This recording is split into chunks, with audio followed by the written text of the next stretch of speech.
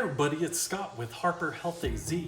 Today, I'm going to show you how to use a whole pumpkin.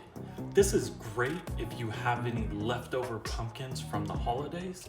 Of course, we will want a whole pumpkin. If you haven't yet, make sure to like the video. It helps me get found on the YouTube algorithm.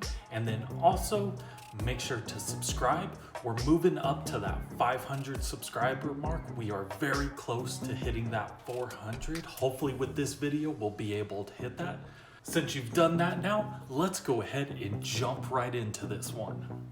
Now, before we get started, we're gonna go ahead and set our oven to 350 because the first thing we are gonna do is make some pumpkin seeds. And now I have two different size knives here. One just to get us started in there, the other one to make it easier to cut everything up. Of course, if you need to, use an extra large cutting board to cut this guy up to save your counter a little bit. Since I'm gonna start just taking everything out, I'm gonna just start on the counter here and cut into it.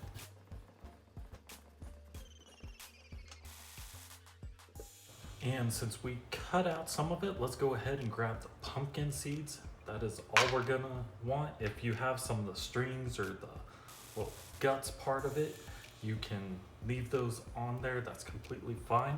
I like to clean them up as much as I can. Now we can go ahead and cut it open to make it easier access. I just like trying to get out as many as I can with my hands, just scooping out, using the side to help keep the strings in the pumpkin for now.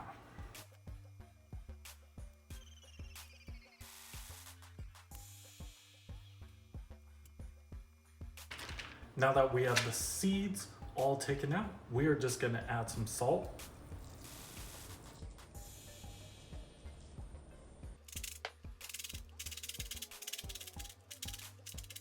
Just salt to taste, mix them up to get it all in there.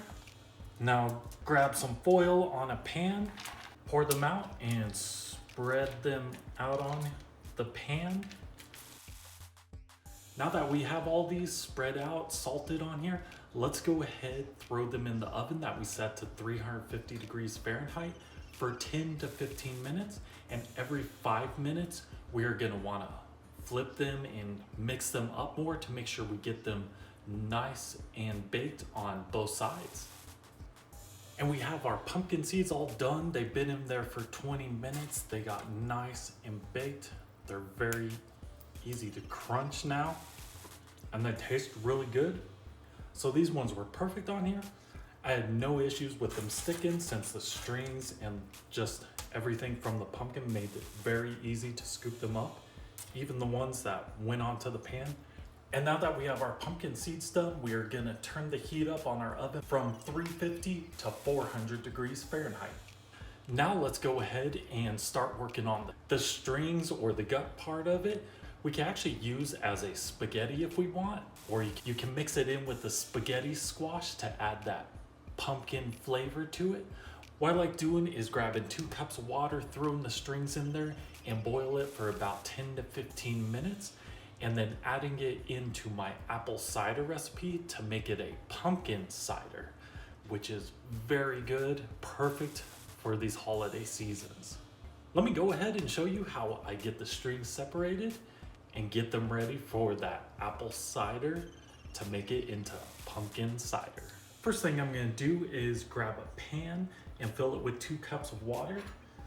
Next, I'm gonna grab a spoon and we are just gonna pull off the strings.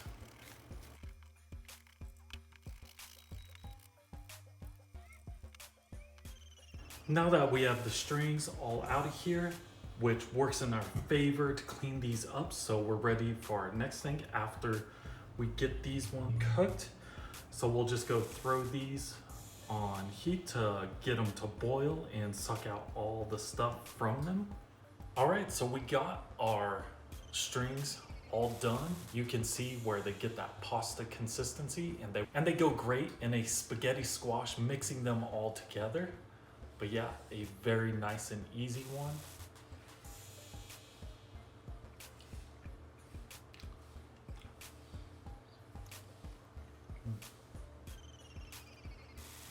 Not bad, definitely needs some flavoring of some kind. Now I'm thinking about what I'm gonna be making this with, but as far as the juice with it, we are gonna drain the strings out of here and the juice will be added into the apple cider to make that one pumpkin cider. And now with the pumpkin cider, I would say the only thing you'd want to add is some pumpkin pie spice. Just brings up that flavor a little bit more. What I'm going to show you now is how we're going to make the pulp. So I'm going to use the pulp now. That is all in between the skin here. And we are going to use that one to actually make pumpkin puree, which is great for if you're doing cookies, pumpkin pies, tons of different recipes. So this is the part that I really like getting to because it has so many uses. I do try to use it within a week. Other than that, you can freeze it. So let me go ahead and show you what I'm doing to get our pulp ready to turn into the pumpkin puree. Now, main thing, if you're gonna use this piece, is you wanna take off the stem of it.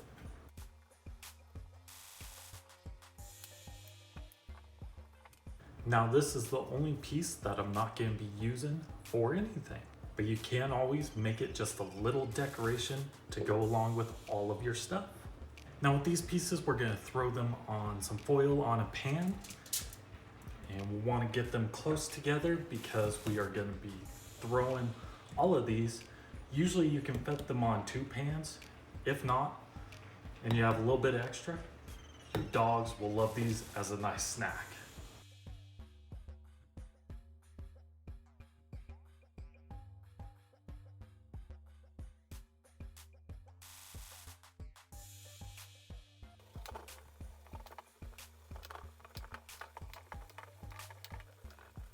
Let's go ahead and throw our pumpkin pulp into the oven, set at 400 degrees Fahrenheit, and we will be baking it for 45 to 60 minutes just to make sure the pulp is very nice and soft and comes right off of the skin. They have been baking for 45 minutes, so let's go ahead and check to see how they look. So as you can see, they are starting to peel apart for the most part. And I can stab right through them, but I'm gonna go ahead and throw them in the rest of the time. Just gonna poke all of them to get the liquid to come out. So I'm throwing them in for another 15 minutes. That will make it 60 minutes. Just to make sure they're really good, easy to blend it up into the puree.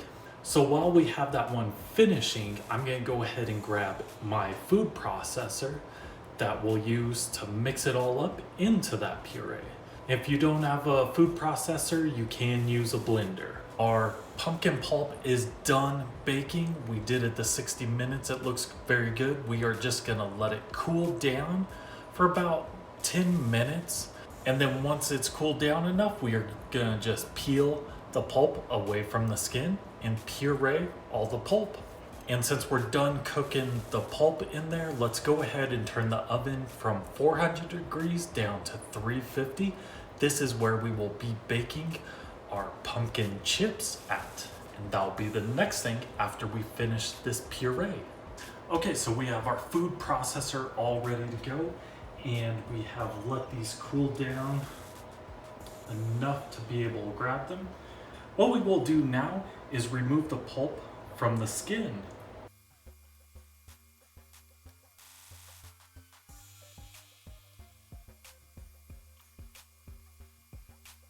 And as you can see, once you get used to doing it, the skin really peels off nice and easy.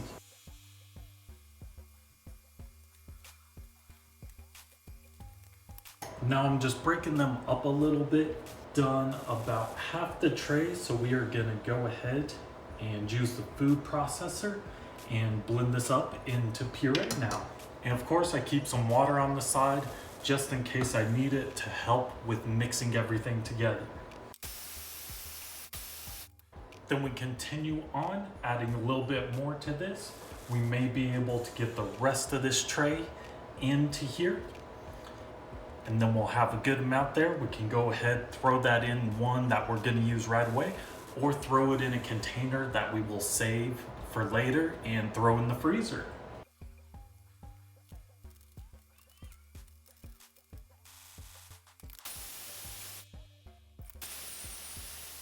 Now that we have a good amount of the pumpkin puree, one pan almost done, just this one little piece left over, we will go ahead and throw this in a container to save for later.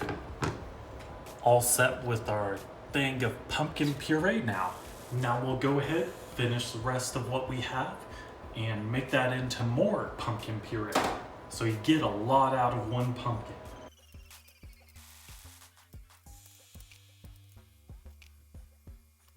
Our second thing of pumpkin puree is done. I'm going to use one for cooking and baking different things, and the other one I'm just going to throw in the freezer. And of course, very easy to make a lot of this. If you're doing a lot of pumpkin pies, great way to do it. Now the next thing we are going to do is we are going to do pumpkin chips. And that is why I saved all these little pieces, because we're just going to season these. Now you can do whatever seasonings you want. I'm going to try some just with salt. Some I'll do pumpkin pie spice. And then some other ones with just cinnamon to get a wide variety of these little chips. And you can break these up into whatever sizes you prefer. And then we'll be baking these next at 350 degrees. Now, if you do have any spots like this one that are very burnt on both sides, I'd go ahead and remove those out. You may have noticed I was throwing little pieces, and these are just small ones where they're not gonna be much on there. I was just throwing those out to the sides. But of course you can put those all together in a little pile and season them. They're gonna be very crispy, maybe burnt. So that is why I'm leaving them off to the side. And now I'm gonna do one tray as the salty ones, and the other one is gonna be half pumpkin pie and half cinnamon, maybe even throw some nutmeg on the cinnamon. Next thing we're gonna do, throw it in the oven for 350 degrees Fahrenheit for 10 to 30 minutes. You will, at the 10-minute mark, wanna check these to make sure you're not burning any, and take those ones off. If other ones need cooked longer, go ahead and cook those ones longer. I would do it after the 10-minute mark in 5-minute increments. All right, so I'm just taking them out and checking to see how they are, checking those thin pieces. Still not crunchy enough. It needs a little bit of more sweetness on there. So I'm gonna try a little bit of monk fruit syrup on some of these, and we will see how they actually turn out. Checking them after that time. Let's grab a small piece. They're definitely getting a lot more like chips in here. The sweet ones taste a lot better. These ones are curling up. They are looking very nice. Try this little guy here. They're getting very close to being done. I'm gonna throw them in for that 10 more minutes, taking it to that 30 mark, and we should have them really starting to curl up for the salted ones. And for the sweet ones, we'll have those flavors baked in, making them very tasty. Have our salted chips here.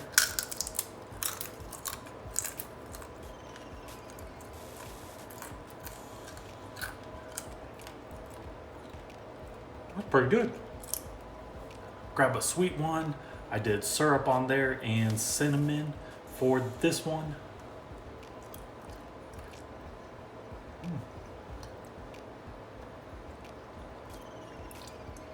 Now, of course, if you want them a lot thinner and more the crunchiness, like these ones here, the salt definitely dries them out and really gets them to crunch. Whereas this one, you really want to get as much of the pulp off, but they still taste great. They're just more of a chewy treat. Got our pumpkin chips all ready now, along with everything else, so we have a good variety here. First thing we made was a bunch of pumpkin seeds, all nice and very crunchy. And then we used the strings, the guts of it, and we boiled that in water. And this is great for doing a spaghetti, mix it with spaghetti squash, or adding it to baking recipes, however you can use it. And then we took the water from there and added it into apple cider to make pumpkin cider. so very good. 2 big things of pumpkin puree used for many different recipes, all different types. I've done cookies, pumpkin pies with these. You can just make as much as you want. You get a lot out of one pumpkin. And then of course the chips we just made. Now the only thing left over that we didn't use was our stem for the pumpkin. But you can always do this as just a little decoration. And this weight of it makes it feel like a little piece of foam. If you haven't already, make sure to give a thumbs up on the video. It helps me to be found in the YouTube algorithm.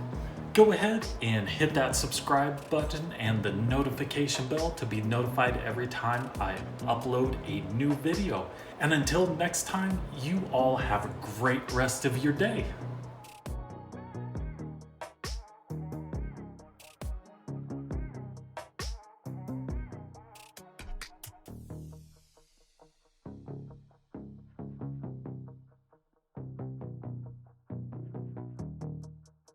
The strings or the gut part of it, we can actually use as a spaghetti if we want, or you can mix it in with the spaghetti squash to add that pumpkin flavor to it. What I really enjoy doing is actually putting it in water. What I enjoy